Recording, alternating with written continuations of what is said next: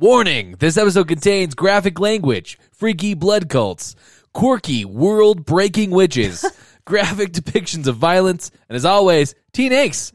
Also be spoilers for chapters 24 through 31 of Inheritance, Book 4 of the Inheritance Cycle by Christopher Paolini. Listen at your own risk. Is this a podcast, or is this just fantasy?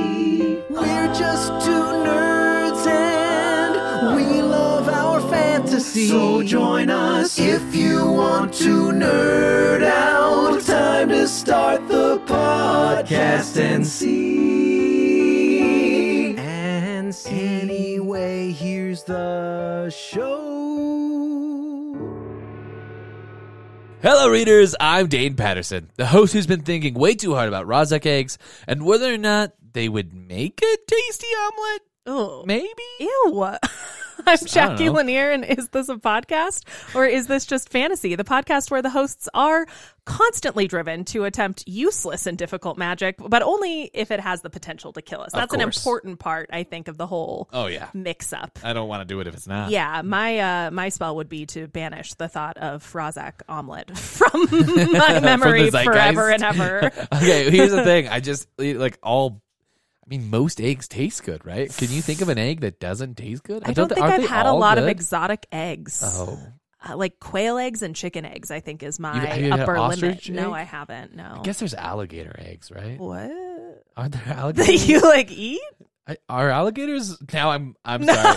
We have to, alligator facts. that was a journey. I'm so already. Thanks for tuning in for Alligator Eggs with Dane and Jacqui. Already? Next week on Alligator Eggs, we'll be covering a live hatching exclusive. We're pivoting, actually. This show is pivoting. Well, this is off to a great start. If you'd like to be entered into our merch giveaway this season, please leave us a review on Apple Podcasts and email a screenshot of that review to isthisjustfantasypod@gmail.com. Anytime before episode 10 drops. Yes. We'll pick a handful of winners and send some of our sweet, sweet merch your way. Yes. And if you're on social media, surprise, we are also on social media. You can find our deluge of Eragon memes on TikTok. And alligator facts. And alligator facts. Maybe we'll drop some on socials. Drop them on your asses. We're on TikTok at Is This Just Fantasy Pod and on Instagram at Just Fantasy Pod. I really regret yes-anding the Rozek omelet. So before it's time to head back into the worst city in Alagasia, Dane, I want to do a quick recap of Roran's standalone episode, partially because recaps are a part of the pod that I am honor-bound to do, but mostly because it was cool as hell and I want to relive it one last time. Let's do it! So we open on Roran's most insane D&D inspired gambit yet, the bluff check to end all bluff checks to buy time when Tharos the Quick brings an Imperial force out of Aros to attack the Varden's camp. Roran rolls a nat 20 to turn the soldiers away so he can finish his prep work for his strike at dawn. There's a casual midnight assassination attempt that leaves Roran injured, but you should see the other guy. The realities of war are looking grimmer by the second, and the battle hasn't even started yet.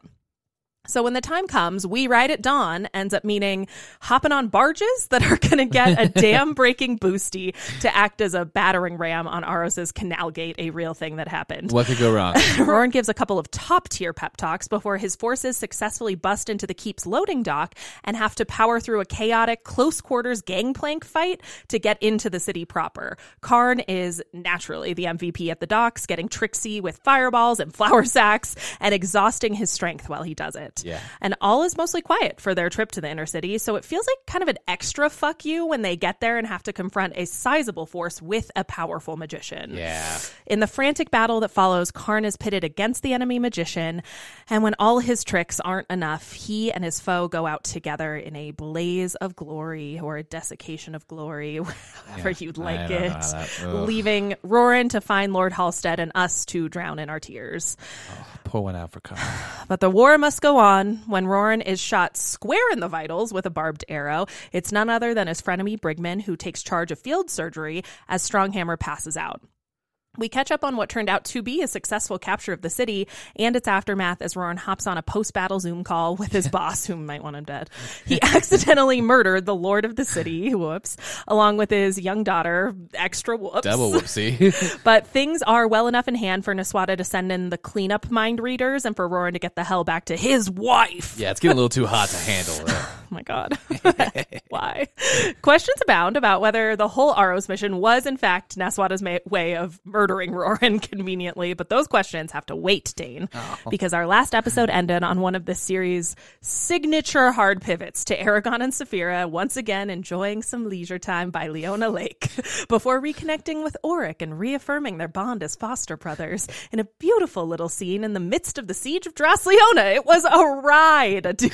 It was a weird set of chapters. To be believed, but we love Roran, and so Yes. doing his standalone really, I feel like, set me up to be like, we are going to the end times We're in doing the rest it. of this book. Yeah. You ready? I'm fucking ready. Okay. Okay. Let's play a game, though. Ooh. I want to play a game. Okay. Before we do this, I have some quotes, Okay. and let's see if you can tell me Ooh. which character Oh, man. in this book said this quote. All right, you ready? This is so fun for me, a person with a famously bad memory. It'll be real fun. We're all having fun. Oh, fuck. And I'll let you know, I had to look them all up again, and I truly forgot most of them. So From the I time think- you wrote them Yep. until right now. So I Oh, think my God. actually some of them are pretty good. All right. Great. Pain is pain. Mm-hmm. It needs no description. Okay. Is this Arya, Angela, Uh-huh. or Elva? I mean, it being pain focused is signaling to me Elva. Uh-huh. I feel like What do you think? I feel like Angela. If it were Angela, it would be like nonsensical. She'd be saying the same thing Yes. fundamentally, but she'd say it in a way that's Pain nonsensical. is a function of friction. Yeah, something, I don't know. exactly. I'm gonna go Elva. It is not Elva. That was a really good guess. I fooled you with the Elva. It's Arya. What? When they're having their like little love sesh. And he, What? like, remember when they're like doing that weird flirty thing last book where they ran together and they had that one night in front of the spirits? Yeah, exactly one like normal conversation they Yeah, had. I'm pretty sure that that's in that when she's talking when they're talking when he asks her if she's okay and all that stuff. Oh, she says that. Yes. Okay. Oh, that is kind of a classic like PTSD. I could see that. Yeah, Okay. exactly. Okay, you'll get this one. It's an I think this one's a softball. Okay. One part. It's gonna be so embarrassing. when I get it wrong. One part. I realized that this is just a quiz show with no award, and I don't have to do anything. So, okay, one part. When what we already do here is write book reports for fun. One part brave, 3 parts fool. Oh, okay. Is this Brahm, Angela, or Arya? This is Brahm. It's This is Brahm. a classic. Isn't Yeah. this like his like that's the human spirit, baby? 1 part brave, 3 parts fool. I think so. Yeah. Yeah. Oh, goodbye, All right. Dad. This one we might be going back to difficult. Here we go. Maybe not. Maybe we'll just be like, I got this. A negative outlook is more of a handicap than a physical injury. Is this Oramus, Brahm, or Jeod? I think I wilt under questioning, Yeah. so I am going to stick with my gut and Yeah. say Oramus. It feels like something he would have said Yes. when Eragon had his seizure disorder. Yes. It Okay. is in Eldest, and it's one cripple talking to another Yes. cripple. Yeah. And he's like, listen, bud, everybody's got problems. I'm pretty sure, and like I found these just like outside of the books because I just was, it was. Yeah. I thought it was fun, but I'm pretty sure this is from the scene, and I could be wrong. Write me an email if I am wrong. I'm pretty sure this is when he's like gotten beat up with Vanner, and he's having like a hard time. Yeah. It's then- one of his bad days for Yes. sure. Yeah, that's what I was thinking. Like Oramus being like, hey, everybody's got their shit. Look at me. I have my shit. Yeah. And like you being sad about it is Yeah. only going to make it worse. Buck up. Yes. Okay. Last one, Okay. and this one for me was hard. It took me the longest to find again. Here we go. Okay. Misfortune always comes to those who wait. Is it Roran, Brahm, or Murtagh? Ooh. This one's tough. Ooh. See, now I'm going to try to game the system, so I'm probably going to be wrong. But I feel like Uh-huh. This is like a know your opponent kind of Ooh, a. okay. Because now, Okay. for whatever reason, this fun quiz. You're now fighting each other. Yes, we're adversarial. No, I'm just trying to think. If you wrote these questions Yeah. and Murtag's an option, Yeah. you're probably picking Murtag. I know how much you love Roran, but your emo boy's your emo boy. And it feels like some shit that, like, It feels like what you would say. yeah, Murtag's like, let's get the fuck on the road. So here's the thing. You made a great choice trying to figure out that it would like what I would do, but you totally miscalculated No! on how much I love Murtag. This is Roran. Misfortune always comes to those who wait. I actually don't know where this is for him, but this is a quote of his that I wish I could point to. I'm not even sure it's happened yet, actually, which is more unfair, but I just think it's hilarious. God damn it. Well, I was like, you obviously love Roran and Murtag, but Yeah. like, Roran's not emo enough. No, totally not. Totally not. And he's emo in all the wrong ways for me. I need petty. I need performative. I need a little bitchy. Roran's like, you know, be a man, you know. I was about him. thinking it was something like Murtag would have said to Eragon when we were like, he's a cool older teen, so pragmatic, so worldly. Like, this feels very much like that to me. Yeah. But I could totally also see how it's Roran, like, pre-battle. Like, let's stop fucking talking about it. Yeah. Let's get in there. Here's the thing. I bet if you did this for me at some other junction, I will get none of them right. So you got 2 of 4, which I think is actually really fucking good. I'm not mad about it. Yeah. Again, like, even as Tiefus we dive into these books for this podcast, Yeah. every once in a while you're like, remember when that happened? Yes. And No, I'm guys. like, Okay. There have been damn many it. times. There have been many times we've been reading stuff and I ask her about stuff that like we've just been talking about, and she's like, "I don't remember that at all.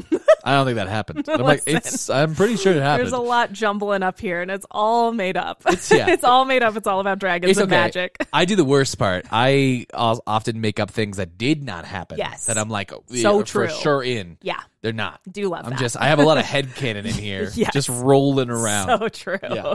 On You that- ready, Dane? Yeah, on that note, let's dive in. Okay. Chapter 24, The Way of Knowing, which is something we were just talking about. We come back this week with Eragon and Arya staring intently at one another, but not in the way Eragon wants.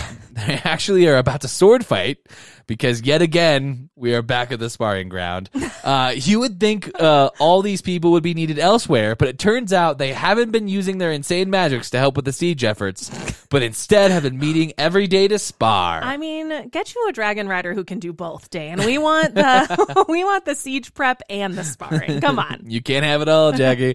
Well, this they get to fighting, and maybe it is what Eragon wants with Arya after all. Ugh. They're moving like dancers. Oh my God. They're feeling their way, never looking away from each other. They clearly have a connection. There's some tension here. It's all very erotic until Arya proceeds to just straight mess up Eragon's shit. It's I mean, who says that's not erotic? it's true. It sounds like it's up Helen's alley, like over and over and over. It would be Poor Eragon. It would be hilarious if it wasn't. It just seems like it's easy for her to do. Yeah. He's just a beam farmer, Arya. Lighten No. up, dude. Well, and especially last episode, he was starting to beat her on occasion, like by staring at her so intently. Yes, he was creeping her out. But yeah. But really, when you break it down, it's just 100-year-old warrior princess beating up a like teenage farmer. This Yeah. is just, anyway. Eragon kind of whines and complains a bit here about why he hasn't been taught to fight like Arya if she is this much better than him. And I agree, Eragon, I agree. Yeah. But Arya basically says he has to learn through losing at this point, and she's not gentle about it. It's brutal. And Eragon, the hero of all the races of Alagasia, has they all hitched their hopes to him. Starts to doubt himself and his ability to beat anyone in a sword fight ever. It's not great. They don't let up either. Eragon and Arya work themselves into a lather, both sweaty and bruised. Is this the beginning of those workout couples I see on Instagram from time to time? Are they no. just 2 steps removed from seeing Eragon and Arya's garage gym workouts? Yeah, pitching their like Gymshark gear together. Yes. Yeah. Their Gymshark collab line. When we're in a siege and we have no time to plan for food, what we do is fit foods. Yeah, they're close. Our girl Saphira really shines here by giving Eragon suggestions and making him faster and stronger sometimes, so Yeah. he doesn't keep losing. Again, by the way, just as an aside, proving my point that it's possible. That's all I'm saying. Well, it is interesting, yeah, that it's like her.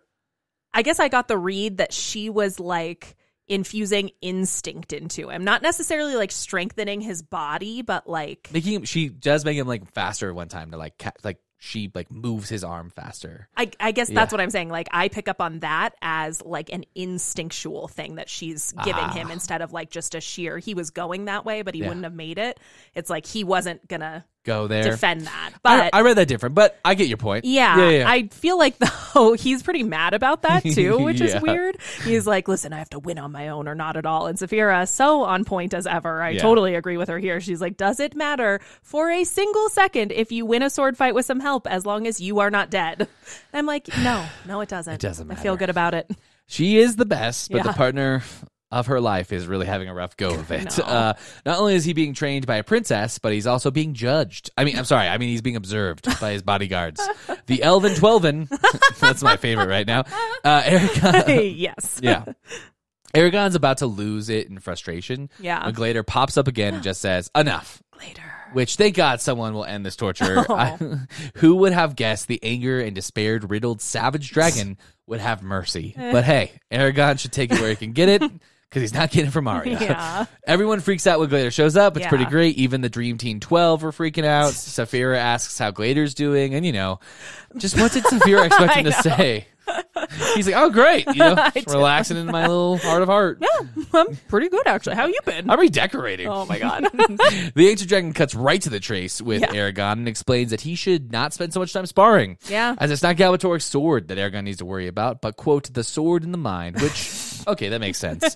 The end of series showdown isn't likely to come down to a sword fight after all this. I feel like Glader's totally picking up on something that I am always joking about. Like, in fantasy, we get this wild emphasis on sword fighting in books where, like, everyone's a wizard. Everyone can do fucking magic. So I'm glad there's finally like a ancient and wise character who agrees with that take. They're like, no, just do your magic, but you don't have to poke. Sword fighting's pretty cool. I know, you're a sword guy.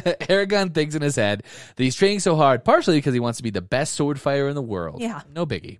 But also because the practice calms his nerves and working out makes his body look good. Yeah. He's mostly stuck in a fitness addiction. He's lifting for his mental health, brah. Yeah. And also because he just wants to be hot. I mean, I could respect that for sure. I can too. But the line of reasoning he actually uses with Glader good. That's not what he says to Glader. It's very different. He's not like, look how good I look. I do like that we get both, though, because he definitely thinks something, and then he's like, I'm going to say something else.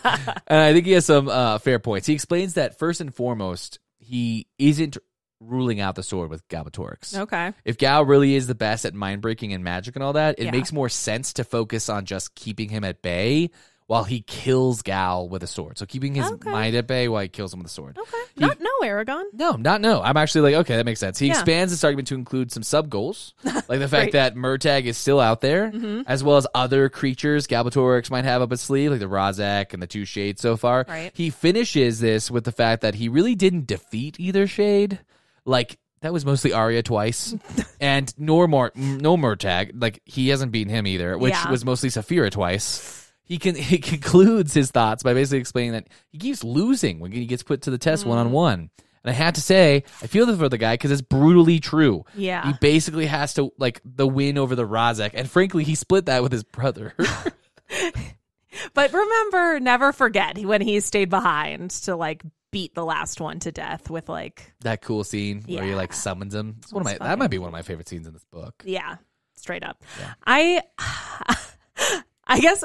it's so funny because they're talking about things that like are important, totally matter. All I can focus on in some of these scenes is like they're all just talking with their minds and like staring like blankly into space, presumably, right? Like I think it happened at the beginning of Brissinger too, when Saphira and Eragon were talking like at the campfire before they went to Hellgrind, and Roran's just sitting there and they're just, like staring intently at each other. I'm just like, what do the regular ass soldiers of this army think of all these people being like, It must be so weird because especially with like reactions to jokes, arguments, tense conversations, like with facial. Wait, do you think any of them just like gesticulate when they mind speak? Yes, see, that's what I'm like. Are they out here just his waving? Blood Garb just throwing his paws around?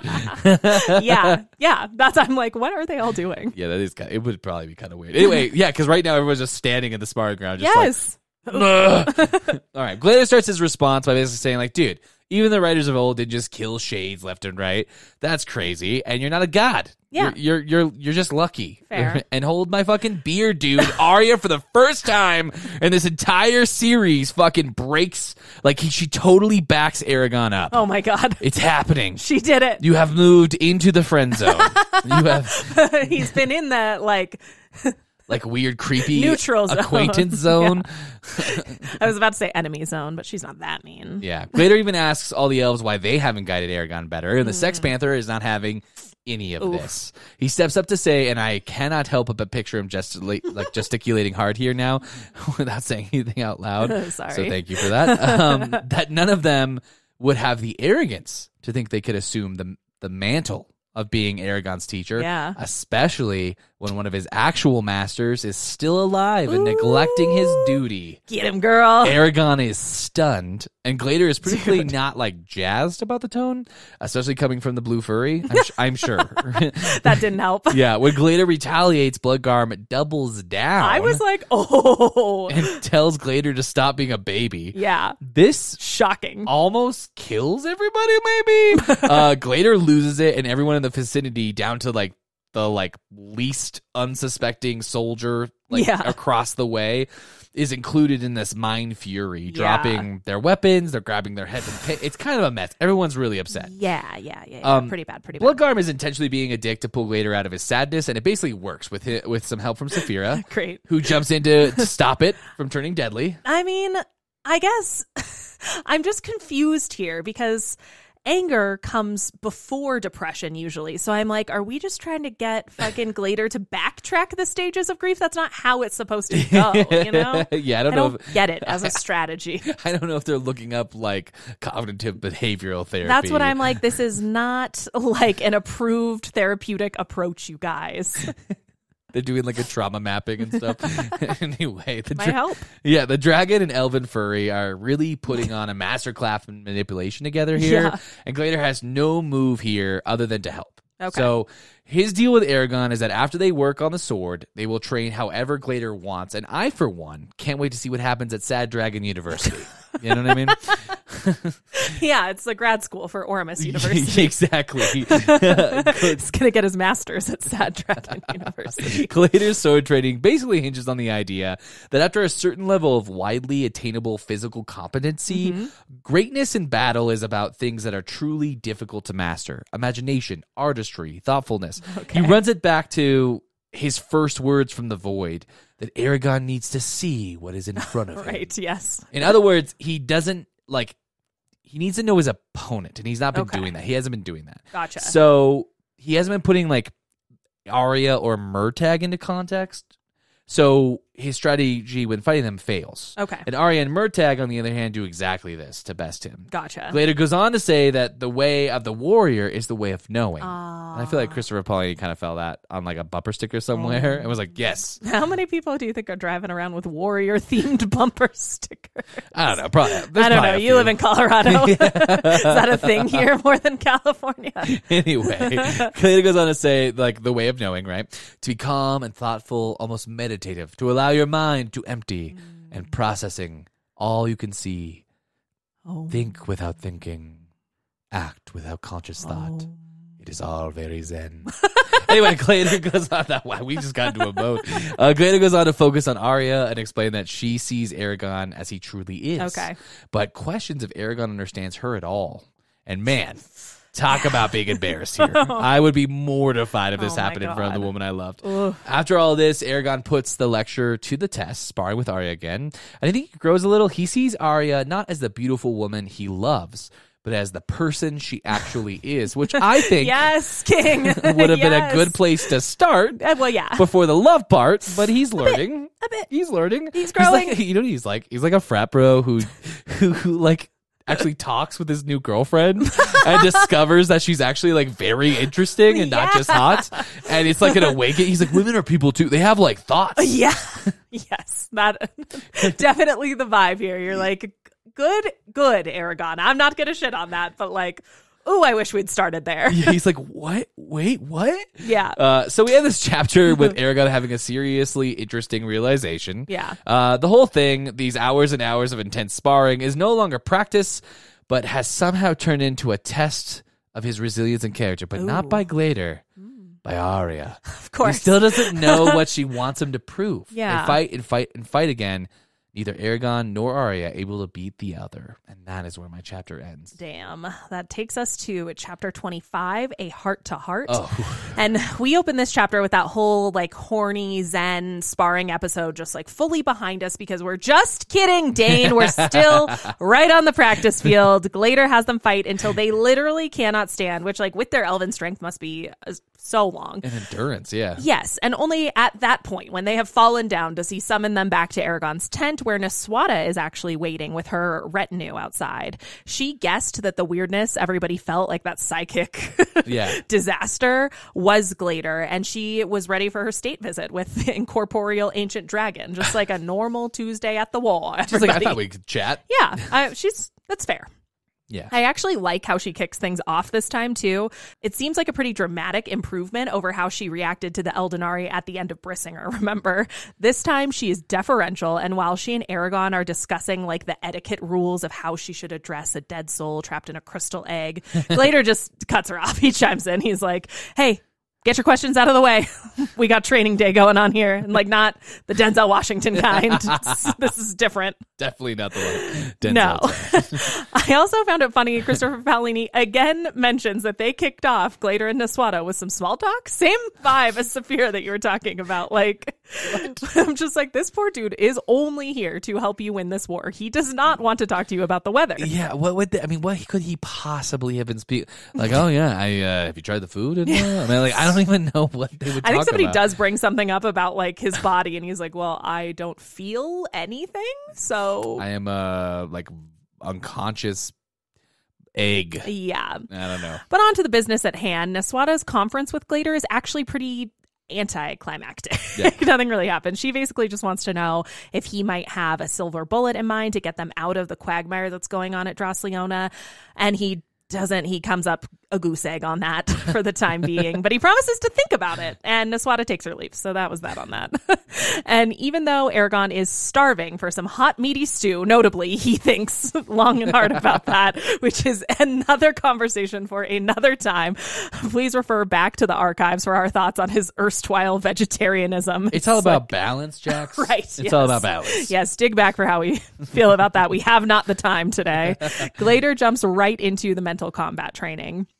He's really putting our sweet boy through his paces. And I loved that Eragon managed to acquit himself reasonably well in the face of Glader's like clearly superior skill. Yeah. Glader is ancient and like has a handle on his consciousness I don't think Eragon could really conceive of. But like everybody agrees like Eragon is pretty fucking good at this. And I'm like, good. Yes. Yeah. Finally. Yes. So then it's Arya's turn to test Eragon at mental magic, and surprising exactly nobody, we find out she has a vice-like grip on her thoughts, which makes Eragon ruminate on the attributes of elves writ large that make them singularly suited to spell casting and mental combat. And you know we were not getting out of this psychological sparring without a hint of longing, Dane. Of course. Eragon just cannot help but notice the untamed beauty of the music that suffuses Arya's thoughts. This is just a lot for me. It was so much to read. He even seems to like, he thinks about getting caught up in the melody, first of all, which is like, okay. He's like, it would be so dangerous to like wander the paths of this melody forever. It could drive mere mortals to insanity. And it was funny, I think, in this section, he thinks about what happened to Garvin. Oh, remember?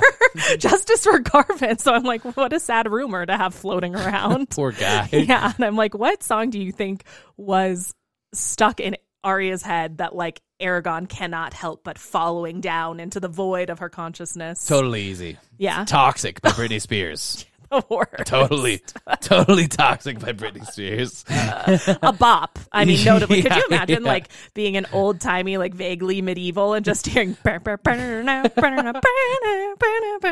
like this haunting melody. That would be such a jam. That would take the world by storm back then on like a lute. It's hilarious. Definitely played by Bloodgarm. Like Bloodgarm Yes. is the lead guitarist. Absolutely. Yeah, or whatever the hell that music is. I haven't even heard that song in like a decade. A shame. We'll be playing it as soon as this recording cannot wraps. wait. So that's going to be our new pump up song. Kevin's nodding. That guy gets it. I was thinking for Arya though, something more along the lines of like "Hello, darkness, my old friend," like that kind of vibe. But I think you've convinced me. I think I'm Free Britney with you and Arya. Yes. But after Eragon, Saphira, Arya, and Glader all take on different like matchups in mental combat for a while, the training comes to an end with Glader saying that Eragon and Saphira are doing really well. Like, yeah. They just are pretty good at this, but that doesn't mean they have the time to really master these combat skills in the way they need to hold up against Gal. So that does kind of suck. You just had time. Yeah. Eragon is able to soothe Glader's worries like a little bit or enough for them to call it a day on training. And after Glader heads back into the Eldenari, talk between the other three turns to like what will become of him if they're able to win the war. Like, what does Glader's future really look like? Yeah, and what's I found he gonna it do? really sad. Like, Arya came down on the side of like consenting euthanasia. Of course she did. That's probably the first thing she thought of. Eragon and Saphira are like, we cannot let him pass into the void. And she's just like, dude, if he wants to, he's been through some shit. Just like let him go. And hot take I'm with her on that. After the war, obviously. Okay. Sorry. I gotcha. I mean, just of course. Anyway, sorry. And then the chapter pretty much wraps up with Eragon and Arya like chit-chatting late into the night. He feels giddy like he's been drinking, which gave me major like high school nostalgia for sure, while also making me cringe. So thanks for doing both, Christopher. Yeah. But they end their second normal conversation ever, talking about their plans after the war. And our bean farmer took Arya saying that she wouldn't just isolate with the elves after the war as a classic like, so you're saying there's a chance. And if you want to know, Dane, what made me say ick out loud while I read the end of this chapter, you should read the sexual tension in the final 2 paragraphs for yourself, because that's where I'm going to leave it for today. I did, and I'm quickly going to chapter 26, Discovery. Ick. Okay, this one's a weird chapter too.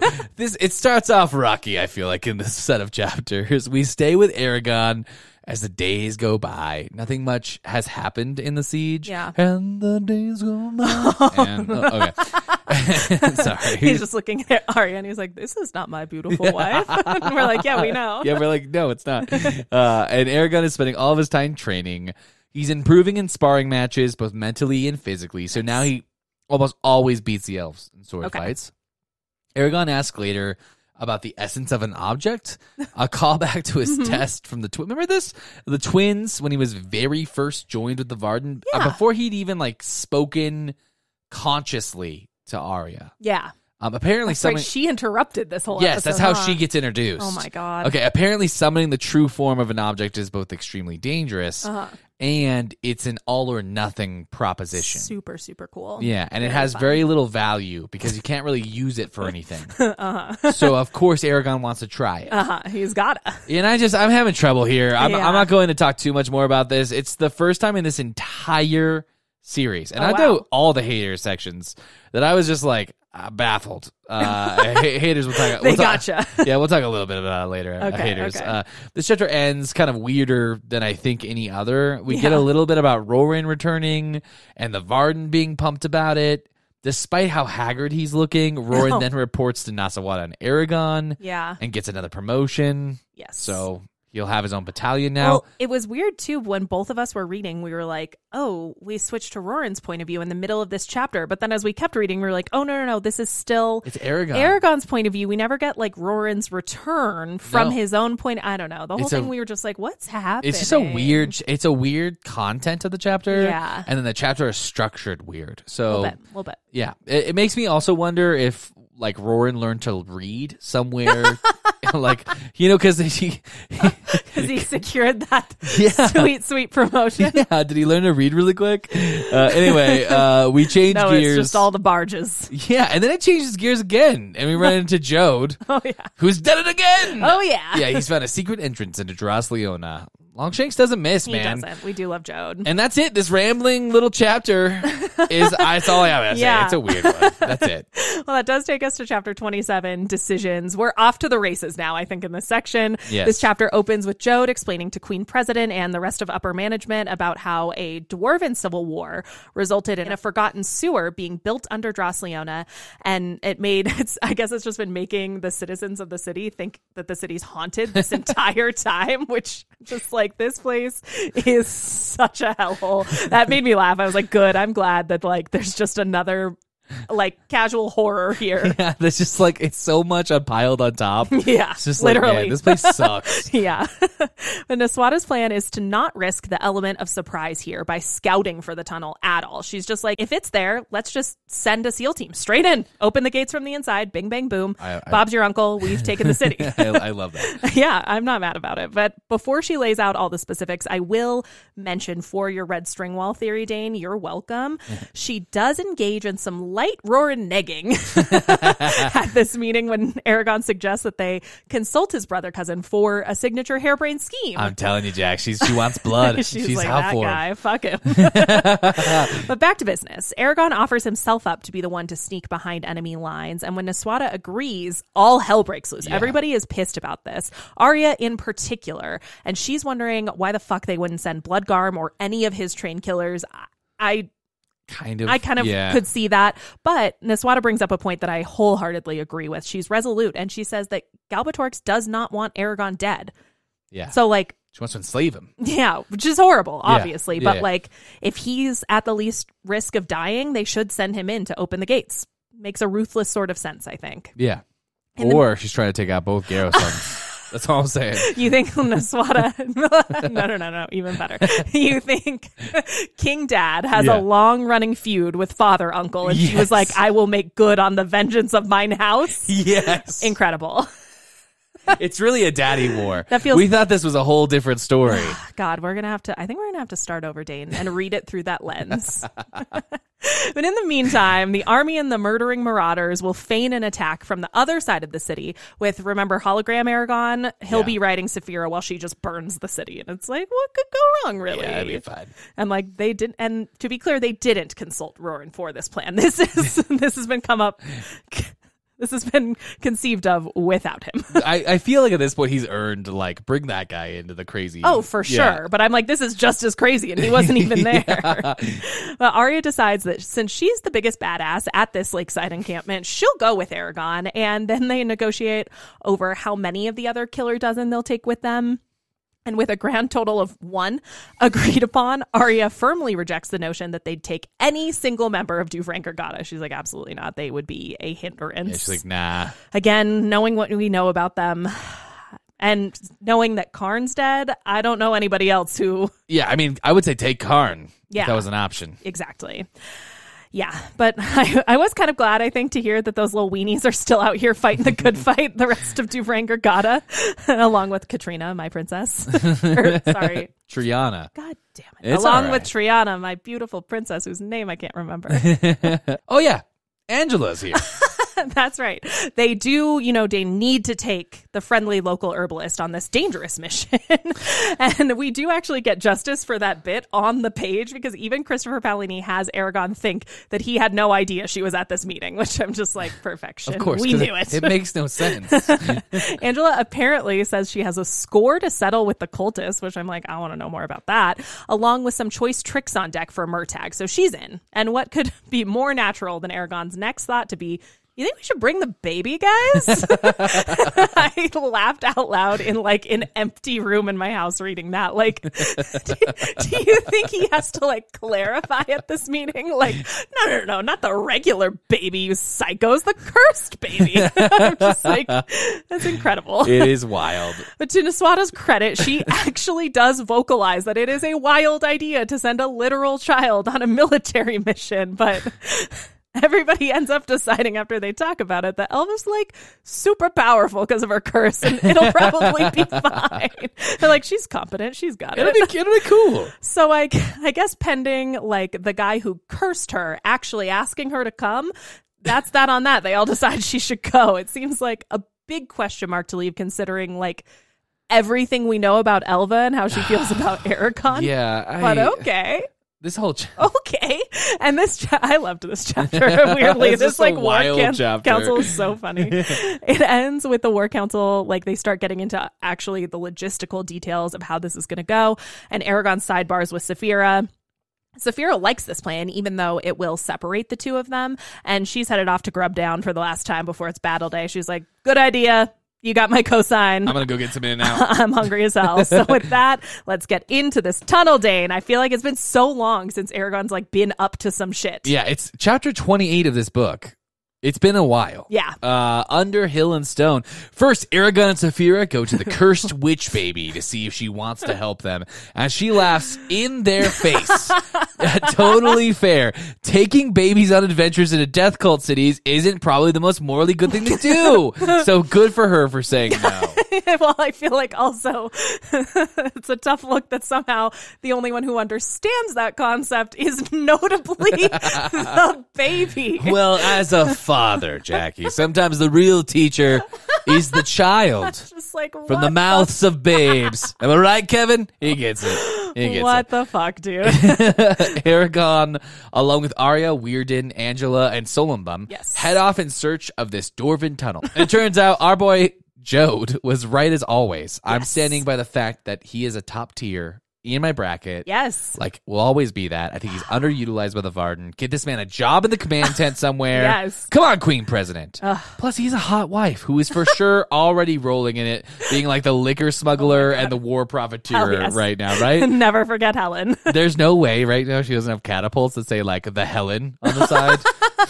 Well, come on, Dane. Don't be crazy. The Helen 1, the Helen 2, 2. the Helen 2.5. She the busts, big Helen. The big Helen, the little Helen. She busts each one out at like a full Apple developer con and like a black turtleneck, being like the improvements on the new model. Just a bunch of Urgles clapping. A small aside, Eragon is thinking about on the walk.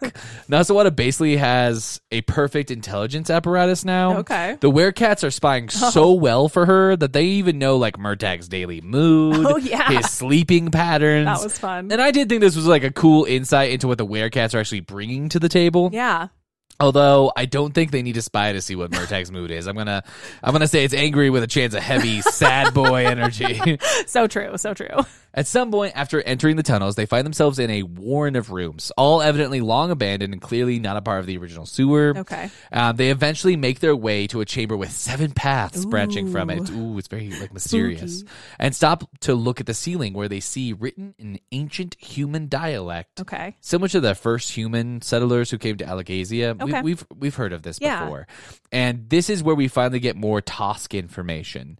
If you don't remember, the Hellgrind cult has religious text they refer to as the Book of Tosk. And the writing on the ceiling explains the secret history of Tosk. That's right. And Angela takes a moment to read it all so she can have this secret information. And I wanted to hear it too. I would have been super into that. Yeah. I think when on this reread, I was like, Tosk, what? And you were like, yeah, it's finally more information about the guy who wrote the book. I was like, oh, yes. Yes, of course. But I will say, I think mostly because I was so caught up in like Christopher Paolini and the writing in this section, like these tunnels are so fucking spooky. Like it gives me like major the Razak were for sure here vibes. Yes, but there is no time to dwell on any of those thoughts, Jax, because then from deep in one of the tunnels, Eragon and company hear someone screeching. Clearly in some sort of trouble. And Arya's like, forget that. He's just a cat. Yeah, tough look for her. He wants to keep moving. Arya abides by the pirate code. If you fall behind, you get left behind. She's like, no, not that one. But right when Angela starts to push back, 30 men in black robes enter the room. Oh, I was so scared. 3 secret doors, which it was crazy. I remember like the first time I read this, it gets me every time. Yeah. It surprises me more than it should every time. It's absolute pandemonium. There's magic, sword fighting, decapitations. Oh, God. It dawns on Eragon that these are all Laughing Dead cultists. They don't feel pain, which really complicates the ambush. Clearly, the situation is dire. And it reminds me of the Game of Thrones episode where there's the overhead shot of Jon Snow at the Battle of the Bastards where they're all compressed really close, the way he talks about it. Anyway, Weirden, the extra elf that came on this mission. Yes, right. is an absolute badass here. Hell yeah. He's using lightning and throwing people into each other while he's spinning around with his sword fighting. Yes. He's an MVP in this combat. 100%. Keep it up, Weirden. You might make it on my fantasy bracket, Hell bud. yeah. I'm glad you got a name, Weirden, because you're fucking being the best. You're being cool. Well, we've only met 2, Bloodgarb and Weirden now, and I'm like, they're all awesome. Yes. Arya gets them out of his killing pit and down one of the corridors, while Angela is dragged away through one of the secret doors by several men. Yeah, I felt pretty bad about that. Didn't like it. And I guess Angela's not here anymore. Oh, no. I do feel weirdly empty.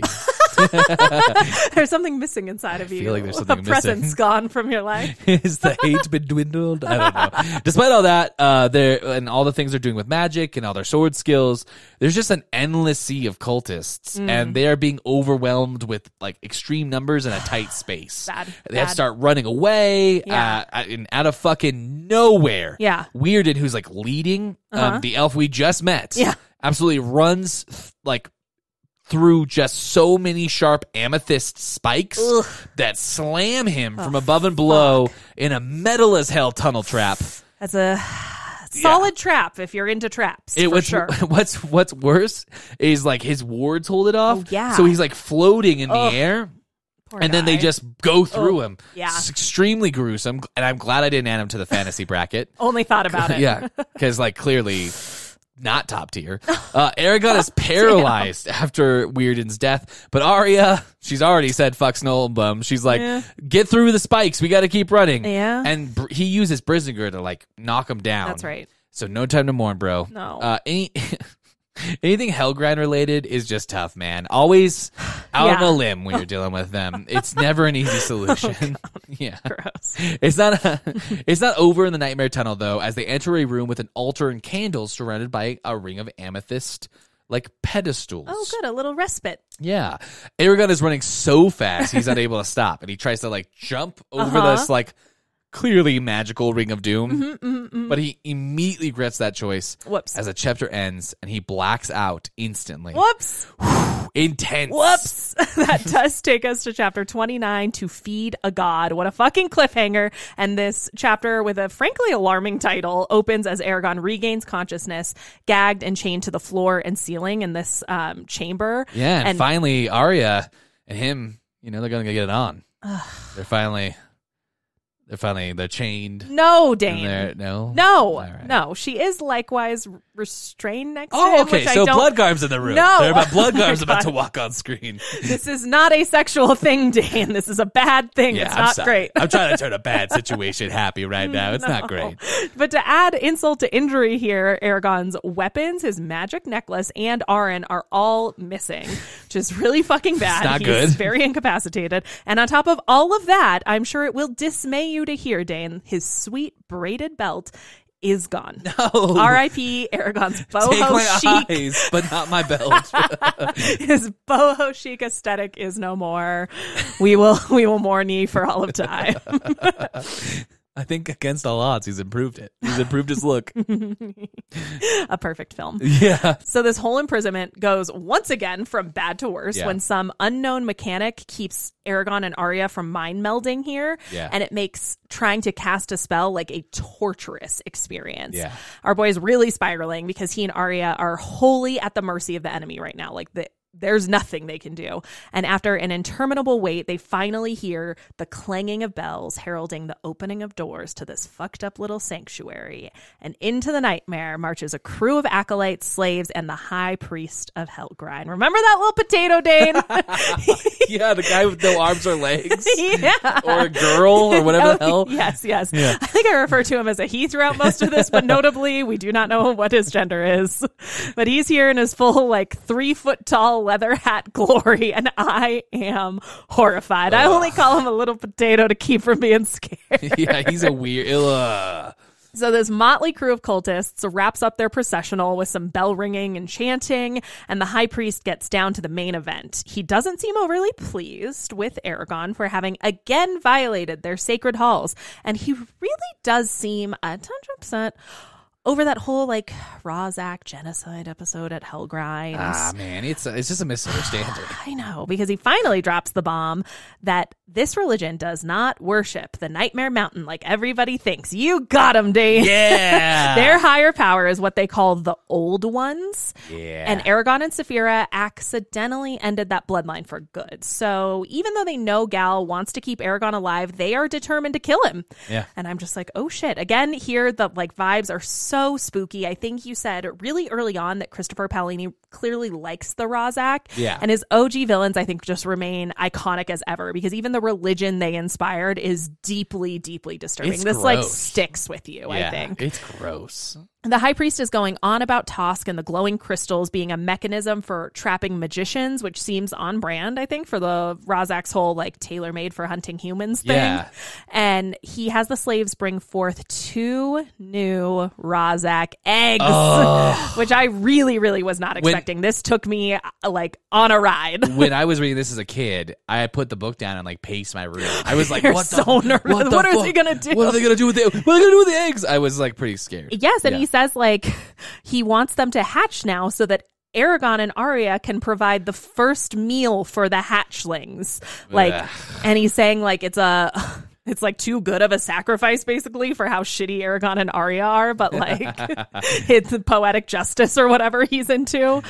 So he invokes also the nightmare concept of this religion's unholy trinity, which is, quote, the hunters of men, the eaters of flesh, and the drinkers of blood. So like so much being confirmed here that like ties all this up with the religion stuff we talked about back in that other deep dive. And he showed us all this. The cool part about this is one of the few times, well, not a few times, but it's one of the good times that Paolini has like shown and then told us, and it's matched up really well. Yeah, absolutely.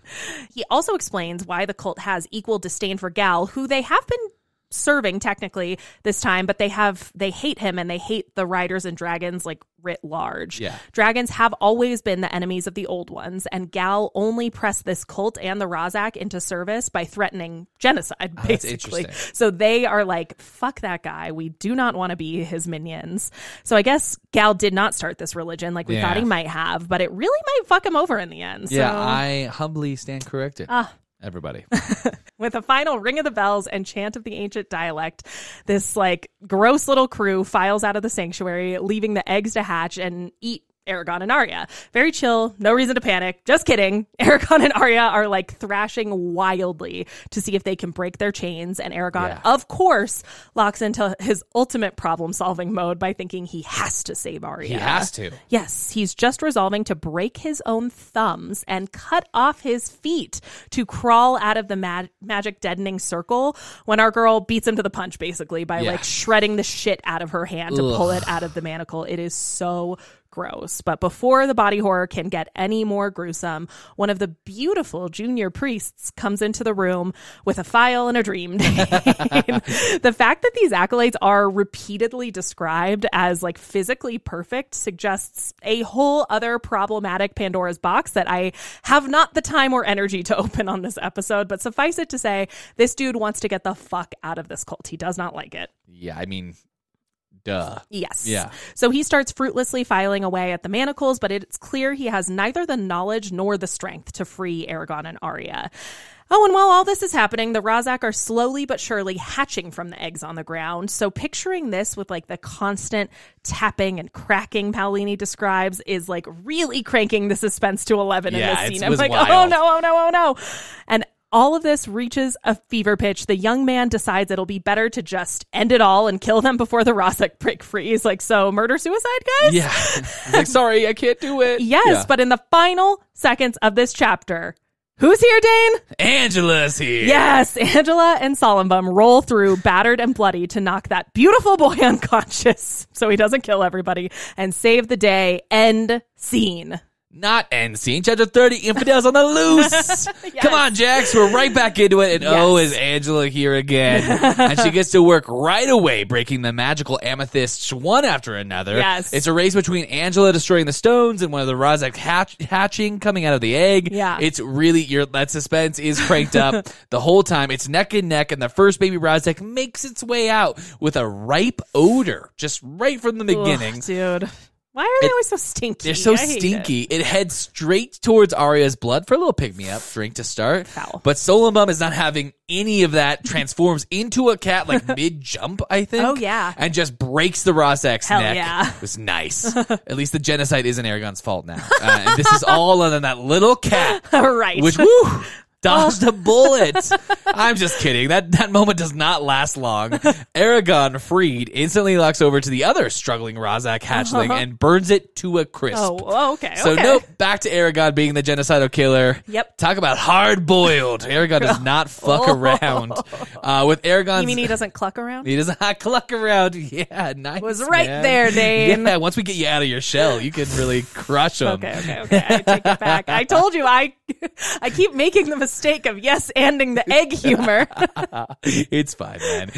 We could all take a yoke. With the Rozak babies massacred and the team healed back up, it's about time to try and escape this blood cult's house of horrors. Yes. Real quick aside before we move on, though. Eragon finally pulls a decent, flirty move here with Arya. What? I can get behind this. What a hard pivot. Yeah, he's like, you're so brave trying to pull your hand out of that manacle. I would have tried, but my hands are much too big and manly. and then he holds his hand against her hand. He's like, let's touch hands. It's a solid, tried and true beginner move, and he is finally getting it. It's taken us 4 books, but he's slowly getting it. Dane, this is a classic. I do not remember that happened. I am halfway, did you make this No, up? it's true. Incredible. That's in the book. Yes. Then Eragon is like, we need to get our loot back. Yes, so Which, true. what he means by that is he has a plus 5 keen antimantine flaming bastard sword he needs. Right. His Dwarven made proof against detection and location amulet. His ancient belt of spell storing, and his dad's ring of spell storing. It's pretty funny. As someone who's been robbed in a Dungeons and Dragons game more than once, I feel Eragon here's first order business, not to get out. I want my stuff. We need our shit back. Yeah. Angela finds the way out, rummaging in the unconscious cultist brain. Oh, right. Kamina is a bit of a dick, which I will admit made me laugh out loud here. Arya grabs the cultist because Eragon wants to save him, and Angela lets him arm up with her diamond transparent sword, which we find out is, of course, named Allbrighter, but she calls it Tinkle Death. She's quirky, Dane. And also, of course, it's the sharpest blade in all of existence. Yes. Even sharper than Brisingar, because it's the archetype of an inclined plane, Jackie. Yes, that's just geometry. Yeah, literally no equal. A perfect vortex, if you will. The perfect vortex. The Not vertex. vortex, my bad. Inside joke about vortexes we're doing on our podcast now. They head out and instantly hit 20 guards, and Eragon goes to fight him, but again, Angela does something we've never seen or heard of and kills all of them at once. Yeah, super cool. It's not that it isn't a cool, fun, or visual. It is. I know, and I know the sword is a fan favorite too. It's just that all of this seems so broken. You know, if that's the word, I can't square this against the world we've been getting to know, with how outclassed the human magicians normally are versus the elves, and just the pervasive lack of magic items even among the elves, added with the werecat companion, the dragon bows, the ability to seamlessly speak all the languages of all the races, the knowledge of every secret in the history of the story, the notoriety with every culture and group, even the Urgles. I always feel a bit rubbed the wrong way about her. I won't continue this train of thought, but I have to say it. I can't hold it in any longer. She's pretty worn out afterwards. Her dagger is red hot, and she says she can't do it again. But she does answer Arya and Eragon's questions with some more riddles. Great. She says time is just motion, and motion is just heat. Tracks. So Totally. I would assume from that description that she slowed down or sped up time. Yeah. My bet is that Angela used the ancient language with no words to basically move so fast in time that she could stab each guard in the eye. And because she was moving so fast, the friction against all 20 eyes made the blade hot, which is a little insane and would indicate that she has an understanding of the physical world more akin to you and me than or the readers, I think, than we know about, than the people in Algasia know. Yeah. It's all cool, It's cool. I mean, it is cool. It's a really cool visual. I mean, when you put all the other things about Angela in context, that's one of those I was listening and I was like, well, when you put it like that. Yeah. They continue on looking for their loot when they run into the high priest of Hellgrind in the midst of drinking blood, surrounded by many of his black-robed cultists in the very chapel that Eragon had entered during his time in Dras-Leona in the first book, right before Brom died.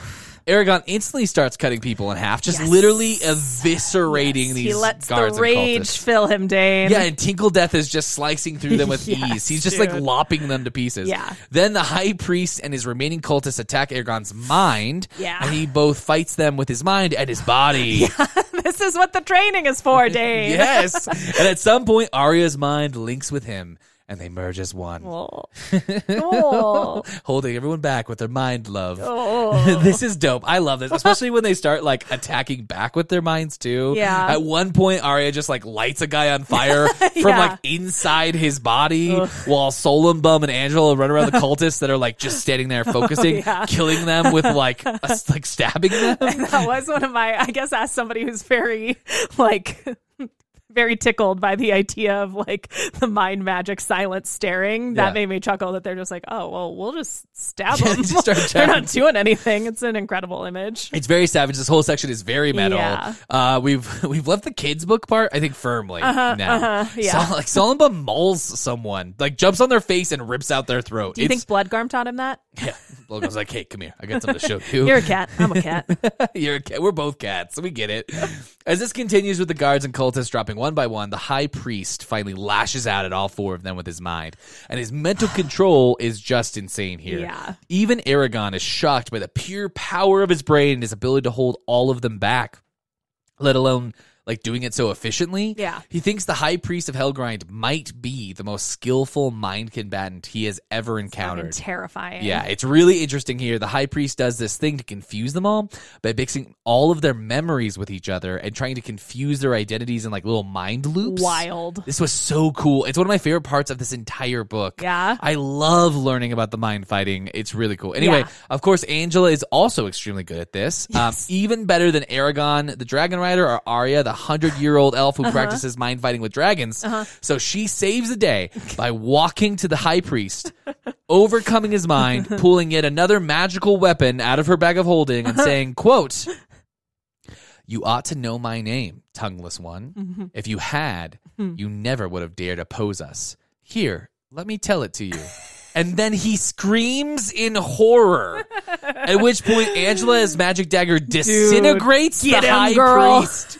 That's right. If you're listening to this podcast, you're like, I think he must have made a mistake. That's right. She disintegrates the high priest. Yeah. I don't know. It was cool. Melts him. Yeah, and I enjoyed reading it. It was a blast here. Oh, yeah. But what the hell is going on? I'm sure we'll get answers in the next chapter, Jax. So I will pass the baton. You think, Dane, answers to like an Angela-related bit of chaos? Please.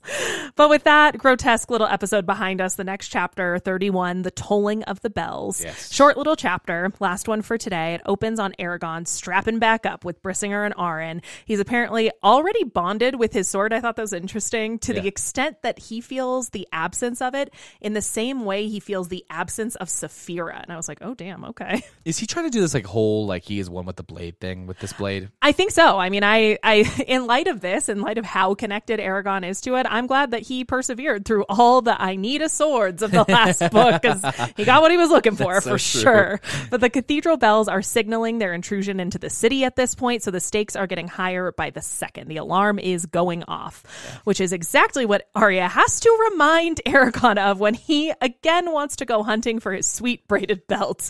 Like, R.I.P. to the fashion icon, Eragon, let it go. You do not have time for this. So they finally get themselves out of this hellscape church, and Eragon radios up to Saphira to catch her up on the absolute horror show we just summarized in this episode. Yeah. He tells her it is go time for Niswada to start the coordinated attack on the city to give him time to get to the gates. And we're going to have to wait until the next episode to find out how else this battle might go to shit soon. That's where this chapter ends. That was crazy. Whoo, buddy. That was nuts. Yes. I want to hear the analysis of such a horrific and like brutal and bloody section. It's time for analysis. Yes, with the first half of the battle for Dras-Leona behind us, I do want to take a minute to talk about a few things I noticed in the writing in this section of chapters. Okay. It reminds me a little of the section from the first episode of the season, actually, where we had two really distinct halves in one section.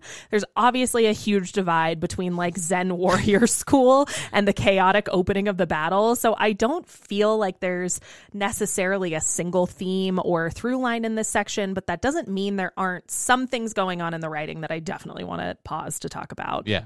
So let's start chronologically. The first half of the section strikes me as a continuation of something that has been brewing with Eragon for like the better part of a book at this point. Glader's reemergence and the subsequent self-actualization crash course he throws at Eragon feels very reminiscent of two ideas that came up in our Brissinger analysis segments. So for starters, in episode 2 of last season, we talked about Eragon looking inward to persevere using his own mental fortitude. Back then, it was just somewhat more trivial with him like going into a trance-like state to find the strength to escape Hellgrind with Sloane, remember? Yeah. And then finding the Butcher's true name through like intense reflection. That's what it was about then. Here, Glader's emphasis on psychological toughness takes that baton and runs with it to the conclusion, sprints away with it into the eons, because the entire outcome of this war might hinge on Eragon's mastery of his mental state. So like stakes raised indeed. Nothing like putting a lot of mental pressure on a teenager to save the day. Yes. Yeah. I mean, for the most part, he bucks up. The second idea is one we talked about more recently in episode 10 of Brissinger. I'm sure you would not dream of forgetting how we explored the theme of giving up control as it related to Eragon finally forging his titular sword in that section. Maybe I was born with it. Maybe it's all the sword talk. But I felt like Glader's sword fighting instruction here built on that idea of like letting go and married it to the internal fortitude we just talked about. Gotcha. So I'm like, the swords brought me here. The swords will bring us home, Dane. So Glader, along with Arya before him, they're both trying to get Eragon to level up his deep understanding of himself and of the world around him and draw on that knowledge to surrender to the demands of the moment. That was a big part of like warrior school. Let it It's like, go. yeah, Let do it go. only what must be done. Yeah. And like, yes. A lesson he started to learn well, I thought, in Brissinger with the Manoa tree and Runan, and I have a feeling it's going to come to a conclusion sometime in the next 45-ish chapter. I don't think we're done with this here. I think Eragon letting things go is Gonna be a thing. coming back for us. All right. Which brings me to the other thing I wanted to talk about in this episode. From the early chapters of this section, the transition to battle and blood cults reads a little aimlessly for me. I'm sure you could not have helped but notice as we No. talked about it. Particularly that chapter you summarized and talked about it a lot, Discovery. We're supposed to be building up to a siege and like improving our fighting prowess to confront the bigger bad guys. And it's like building up as he's sparring and it's tough. But all of a sudden we're spending relatively leisurely days while he just like practices before glazing over like the reunion with Roran and then smash cutting over to Jeod finding him. I know it felt really strange to both of us, specifically on this reread. And I think it comes down to something we actually talk a lot about with fantasy books, and that is pacing. Yes. Yeah. So in broad strokes, I kind of think of fantasy stories as being driven by 3 primary things: by character development, by world building, and by plot. And when I talk about pacing, it usually boils down to like the art of balancing those things over the arc of a story to keep the narrative moving along for like me as a reader. So I think part of what's making this section feel more disjointed with a bit of like a wonky transition is the pacing of those early chapters. The meandering training scenes might be important and do build on earlier themes like we talked about, but they don't feel like particularly strong character development necessarily or like world building necessarily, and they aren't really moving the plot along, you know? And when all 3 things, I think, are running on all cylinders, like that's just a perfect book. Absolutely 10 out of 10, Yes, no I agree. notes. When 2 of them are working in tandem, it's amazing. And even if an author is just really crushing one thing, like focusing on it and knocking it out of the park, like I'm a very, very happy reader. And I feel like we do kind of get that in the creepy world building of the Hellgrind cult. Yes. That's where we start to be like, fucking yes, Chris, give us more. Yes, we want more of that. Yes, but when they're all a little meh, like in the early chapters of this section, that's when I feel like something like pacing is starting to drag a little bit. And I feel like that's part of why this section feels a little funky to read, you know? And I think me and you talk about this a lot. I think that last part of the analysis is something that you and me It's like what we endlessly talk Yes, about. this is not a theory I've honed in a vacuum. I was going to thank you for coming to my TED Talk, but also thank you for co-writing my TED Talk over hours and hours of like book-themed conversation. Yeah, I think we both agree with Yeah. this. Like this, I whatever theory we've crafted together is, I think, how we like measure fantasy books now. And Yeah. I think you're right on this pacing here. What bothered me about it, just based on what you talked about, is exactly your analysis. I just felt like, come on, man. Like, I need a few of them. It took me a while to kind of puzzle through, too. Yeah. I'm like, now what is going on here? Because the battle is so fun. Like, Yeah. we are getting maybe an important aspect of his skill building here, but something about it is a little off. You know? It's a little weird, but I wonder if Yeah. that's a function sometimes with these bigger books. In like, where do you put all these chapters? Absolutely. You know what I mean? And POVs, maybe? I don't know. Anyway, Totally. that was pretty great. I love that. Thank That was you wonderful. so It's much. one of my favorite. Thank you. What do you have for us to dive deep into this time, Let's Dane? get into the deep dive. Deep dive. This week for the deep dive, I want to wrap up some thoughts on the Razak and their blood cult in Dras-Leona. It's getting a little sad that we're starting to wrap things up now, Jax. I have to say, we're getting so close to that last deep dive in the original 4-book series. I feel like we have to be intentional about what we spend time on now in these last segments. And on that note, I have this deep dive to get to. Yes. I think with everything we've seen in the last 2 books, we can make some pretty safe bets about this cult. Okay. First, it's far more powerful than we had originally thought. From what we saw in the first book with the cathedral that dominated the city, the third book with the wealthy and powerful people coming to that sacrifice that Roran and Eragon watched, I already speculated about how influential they might have been in that first deep dive in Brisingar. Yeah, that's right. And this book just ratchets that up to 1 million. And this book just ratchets that up to 1 million with the extensive tunnels running under the city. Yeah. In addition to the immense wealth and knowledge, we're talking crystals that stop magic, eggs of nightmare creatures, the access to magical traps that surpass almost anything we've seen at this point. In addition to the number of cultists that are not only active, but are willing to like mutilate their bodies and fight to the death to protect and serve. Yeah. We are clearly talking about a very powerful political and religious player. So true. Religion and politics have ever been interwoven throughout history and all over the world. And even here in America, where one of our core values is freedom of religion, it is a thing that is debated daily. So I think this section was the confirmation for me that this cult won't be gone in the world of Allegazia, despite what we just were seeing. What a good point. Yeah. Yeah, and I'm sure that there is more to come, either in this book or in later series. I don't think we've seen the last of them, or maybe the Razak. Oh, I hate to think about it. Yeah, the second thing I think is really interesting about this cult is the dislike they seem to have for King Galbatorix and the desire to defy his orders by killing Eragon. It hit something both the Razak and Durza demonstrated. Durza seemed to want to overthrow or challenge Galbatorix, which we saw in that small interaction in that jail in Gilead in the first book. And the last Razak seemed willing to turn on Galbatorix if they could get some promises from Eragon in the third book. Yeah. This cult is similar here in that Galbatorix's aims and Church's aims seem not to be aligned. No, not at all. And much like Gal's other powerful allies, this cult doesn't seem to like him very much. No, I mean, like, what's not to like, Dane? Come on. He seems like a fine guy. I think I would have loved if Paolini had expanded on this more. Yeah. And I would even go further and say that I think the series would have benefited if it had gone into more depth on the motivations of the evil factions and interpersonal motivations of the various villains. Yeah. Although, to his credit, one of the things we're seeing that Paolini does often and well is dangle mystery. Yeah. I think Paolini uses mystery to engage his readers, hitting at complicated motivations, deeper histories. Yeah. And since we as the readers have to muse on those ourselves, we create these like stories that are very like personal and wonderful to ourselves. Yeah. I do think maybe I would have loved if that was expanded on. Yeah, because it's like we have the ostensible reason. Like, they just are ancient enemies, but it's like, well, what about what kind of conversations have gone down between our little potato and Galbatorix? I would love to get that scene. I would love that meeting. Yeah. The third thing is just an opinion. I think the Razak and the cult that worship them is my favorite evil in the entire series. Okay. I think they allow Paolini to really stretch his creepy style, which I think he does well. Yeah. And I think they seem very ancient and a part of like real mythology to me. I've said this before, but I put them in my homebrew TTRPG world because I fucking love them. And the players who have faced them really liked their styling. So I hope we get more in the future from Paolini. And if we ever get the Braum backstory book, I would love to see the Razak competing with Morzan to capture Brahm. Yeah.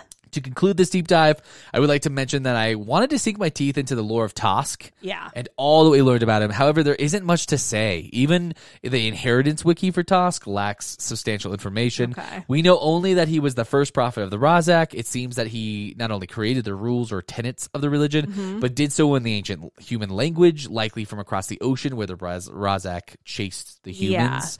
This leaves us with little about him to speculate or muse on, but I did want to mention it nonetheless. Yeah. Again, I just want more. Yeah. I also want to learn more about the High Priest, as well as his journey to develop a mind capable of repelling so many talented magic users at once. Additionally, the few details we received about the reluctant cultist who was given to the church by his family raised further questions. Is this a norm in Dras-Leona? Are most of the cultists like this?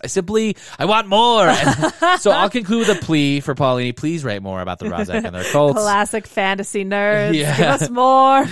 You know what I always thought would have been cool for Paolini to do? You know that collection of auxiliary books that came out back in the day for Harry Potter? Oh, yeah. It was Fantastic Beasts and Where to Find Them, Quidditch of the Ages. Basically. Yeah. I loved those as a kid, and they were admittedly scant on details or narrative, but I always thought something like that would have been really cool for the world of Alagazi, like the Inheritance Almanac, but specific to one subject at a time. This cult would have been perfect for that. Yes. It could be the work of Tosk and the cult of Helgrind, or a rare selection from Dormir Alberweirda, or maybe an imperial propaganda pamphlet or something. Dude. Maybe even 2 separate versions of these books, one from the Emperor's perspective and one from Varden's. Like any fantasy fan with this up, my thoughts always come back to more world building. Nothing to hate about world building, Dane. Yeah, well, we for sure don't hate world building on this podcast, but you know who does hate, Jax? I think I have a feeling. The haters! It's time for What Do the Haters Say? Actually, you should do your research, Have you even read it? How you pronounce it? What are the haters saying? There's an index in the back, No, right? this is horribly derivative. Okay, haters, buckle up, because this week I'm joining your ranks. Uh-oh. And you all know by now, we're targeting Angela. First, I want to acknowledge that many people love Angela. She is beloved. And well-liked character in the series. Yeah. Well, I, too, enjoy Angela in my first reading because it was the early aughts, and Angela is the epitome of, the manic pixie dream girl. And let's be honest, we all had a phase. In the years and reread since, I have sadly joined the haters. No, And you've fallen to the hate. I Dane. know. I've let it grow inside me. And here's the kickers. Even the haters sometimes give Angela props for her quirky charm in these scenes, which leaves me in the unenviable position of taking the lead in this segment. Because alas, I have become the hate. I won't belabor this too long since I feel like I already started venting some of this in the chapter summaries. And since Angela can be a divisive character, I'll make this quick and as painless as I can. Okay. Angela bothers me and some of my compatriots for several reasons. Okay. There are dozens of us. She seems to have knowledge of almost everything in the story. Yes. But she never shares it. So true. Why? Yeah. Wouldn't a messianic dragon rider working to end tyranny be a good person to empower with knowledge? Yeah. For instance, just in this section, it might have been helpful to know more about the cult leader ahead of time if Angela was familiar. To me, she reads as arrogant and rude, yet not part of any one faction, family, friend group, organization, or movement. Mm-hmm. She is outside everything. She doesn't share some of the information she claims to know and is snippy and pushy. Yeah. In real life, nobody likes people they know nothing about and who withhold information like that. And if you have an acerbic wit like Angela, you normally have friends who know you're just being funny. You know what I mean? Or you don't have friends at all. That is a good point, because I feel like sometimes I read Angela's jokes and having a drier wit, having friends who we just rib each other a lot. Yeah. I don't read into it as it's hard for me to see it from the perspective of that would fucking suck if a stranger said the shit to me that you say to me. That's not okay. It's not okay. And we're reading it from top down, right? We're not in that person. Of course. I totally agree with you. Also, she seems to break every magical, mythical, historical, and practical rule of the story, but almost never adds anything other than humor in return. Even if you just look at the things I took issue with in these chapter summaries, not to mention the rest of the series, you can understand how that can be kind of grating to some readers. Yeah. On top of that, Angela doesn't really have an actual backstory. Yes. We know nothing about her history, her motivations, or her struggles. Yeah. So we can't really make any judgments about her decision making. What we do know is so random and so world breaking that it creates more questions and makes her even harder to understand. Yeah. I think for a lot of people, this is what they like. Yeah. They like that she's a mystery. But I would say that while I liked her in my first couple of rereads, by this point, this aspect of her character is the part I dislike the most. Interesting. Because it begins to feel like she is in here for no other reason than to be weird and be mysterious. Yeah. Like when she signs up for this sneak attack and says that she has a score to settle with the Hellgrind cult for reasons. Yeah. Like, you know, it's just like, okay. Like people want more. I mean, famously, even among fans of Angela, it's like, we want her backstory. We want her backstory bad. So, like, I think there's a line of truth to this like point, even if you like her. Yeah, even if you're a fan of Yeah. her. And lastly, I probably, and like most importantly for me, to be honest, she hasn't up to this point, and I don't really see that changing, really affected the plot of this story. Yeah. Everything she has done has been really weird, mysterious, and magical breaking, but it doesn't change the main story or contribute to it. The like only way she has contributed, other than prophecy, I have already complained about extensively, are the same as any Varden soldiers, elven bodyguards, or other supporting characters who would have done the same thing. Like, she's not like changed anything. You know what I mean? Yeah. So for all those reasons, I say, get gone, Angela. Be gone from my place. Okay. But alas, I'm also like, I'm not done. We the hate fills you. You let it in, Dane. Now you need to purge it out. I know. We need to talk about one more thing this week. It's Eragon and his desperate need to summon the essence of the sword. Dude. Yes. This seemed to be completely out of left field to me, and it struck me with the idea that like perhaps Paolini wanted to wrap up all the loose ends as the series coming to a close, and I for one would have rather it had not been explained, because I don't think it improves Eragon's character, and in fact, I think it makes him seem reckless and selfish. Yeah. I think even Paolini had trouble justifying Eragon's reasons for needing to attempt the spell, because when it comes up, he has Eragon just telepathically said Glader his intentions without actually kind of like explaining them to us. Yeah, he's just like, and Eragon just felt his feelings at Glader, and the dragon understood why he needed to do this, and I was like, I don't. Like, what? What? And even Saphira was incredulous about it. And I totally agree with her here. Like, I would be so annoyed if I was Saphira. Can you imagine your life being at risk? Not to mention the whole war effort, just because some dude who is already mega powerful in magic and has more secrets, information than 99% of the population can test his understanding of magic in an area that is not at all applicable to anything else. Pretty bad. That's pretty bad. It's just not great. It's not great, Dan. Like, Nasawada would physically restrain it if she knew she was doing this. Dude, yes. And so would Arya, I Yes. think. I even bet Oramus wouldn't have allowed it, and it's just categorically a miss for me. Yes. Could you imagine what Brom might say? Oh my god. Brum would have been so mad. Yes. Angela and the summoning spell don't ruin anything enough to change my love for the series. Yes. But these two things this week sure do charm my blood. Oh my god. And now I shall let the hate drain from me like the blood of a Hellgrind cultist. And that's the haters this week. It turns out I was looking in the mirror this week, Jax. Oh no. You've got it out. It's out of your system now. I opened my laptop to write the hater segment, and it was black, and I just saw my face. I was like, oh, it's me. It's been me all along. I finally meet a hater, and I pull off a mask, and they're like, you. Oh my god. It's so funny when you were talking about I think Christopher Paolini might have been trying to tie up loose ends. I totally think you're right. And I also just couldn't help but be like, not every loose end needs to be tied up. Not because that's just good writing, but I was like, some of your readers are dumb and have forgotten that happened. Yeah. I didn't remember that was a loose end. It did not strike me as such. I was like, that was just a thing that happened. Yeah. We're bringing that back? Yeah. I was deeply confused by that. So, sometimes underestimate the intelligence of your readers. It might work in your favor. Yeah. I think for once, maybe for the first time ever, this was a thing that bothered me. Yeah, it bothered bothers you too. The haters. Yeah, dude. Yeah, it's funny. It's one of those things that it's funny. It wasn't talked about a lot. No. But I think it's because there's that chapter was not that short, actually. Yeah. Well, yeah, I didn't cover it very much. But I think it's because nothing bad happened, and it's like couched between all these other important things. Yes, I think that is part of what made it feel so, especially because I cannot emphasize enough how much I did not remember this happen. Yes. I really am making myself sound dumb, but to make a point here, because I was like, wait, what about this? And then when it just went on and on about why he had to do it and like how the summoning worked and what Brissinger looked like when it came, I was like, why is this? I want to get to Helgrind. Like, I need something to happen. My only guess here too is that like he thought it would make like the connection between Brissinger and Eragon even more crazy. Like, I think he thought there was like this weird, like it would make this magical connection that's even greater and better than anyone else. Yeah. But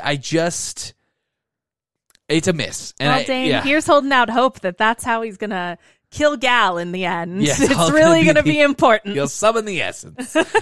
But on that note, thank you. We have to stop hating. Thank you for listening this week. Make sure to rate and review on Apple Podcasts to be entered into our merch giveaway. Yes. Don't forget, you're only entered if you confirm with an email to isthisjustfantasypod@gmail.com.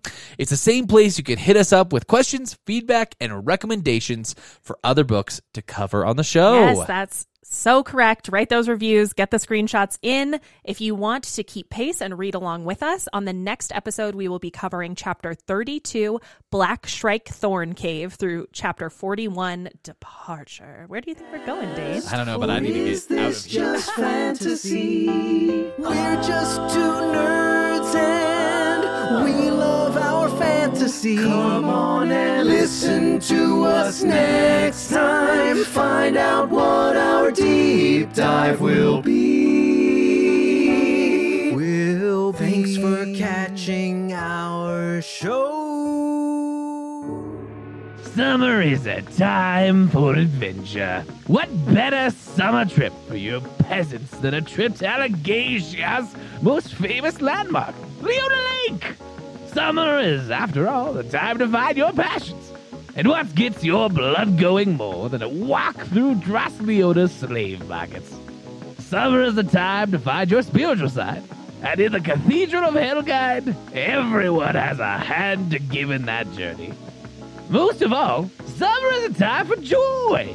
And joy is just what you'll find relaxing alongside the beautiful waters of the Jewel of Allegasia, Leona Lake.